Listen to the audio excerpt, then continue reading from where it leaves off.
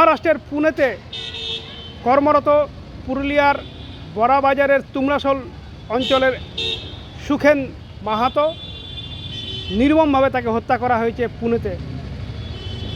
এই নির্মম হত্যার জন্য তাকে বাঙালির তকমা দিয়ে হেনস্থা করা হয়েছে বলে অভিযোগ পরিবারের, একই সঙ্গে তৃণমূলের। এই অভিযোগে সরব হয়েছে গতকাল রাত্রে থেকেই অভিযোগে সরব হয়েছেন তৃণমূল কংগ্রেসের সর্বভারতীয় নেত্রী তথা এই রাজ্যের মুখ্যমন্ত্রী মমতা বন্দ্যোপাধ্যায় এবং অবশ্যই সর্বভারতীয় নেতা তৃণমূল কংগ্রেসের অভিষেক বন্দ্যোপাধ্যায়। সরব শুধু নয়, অভিষেক বন্দ্যোপাধ্যায় পুরুলিয়ায় আসছেন, শোকার্ত পরিবারের পাশে দাঁড়াবেন। বড়াবাজার তুমরাসোল অঞ্চলের ওই শোকার্ত পরিবারে সামনে গিয়ে সান্ত্বনায় শুধু নন, তিনি তার ওই পরিবারের পাশে থেকে কি করবেন, রাজনৈতিক কি কর্মসূচি, সবটাই কিন্তু কালকে অপেক্ষায় করতে হবে।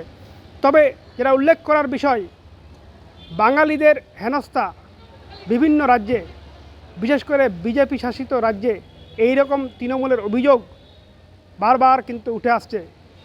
রাজনৈতিকভাবে উত্তাপ সৃষ্টি হচ্ছে। আসন্ন বিধানসভা নির্বাচন, তার আগে এই ঘটনা ইস্যু করে অবশ্যই তোলপাড় করতে চাইছে তৃণমূল কংগ্রেস।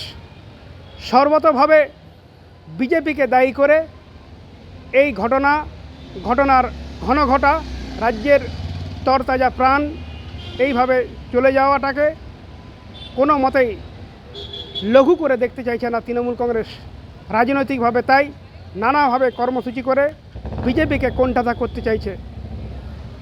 অভিষেক বন্দ্যোপাধ্যায়ের পুরুলিয়ার এই ঝটিকা সফর তৃণমূল কংগ্রেসকে কতটা উজ্জীবিত করবে সেটা অবশ্যই সময় বলবে।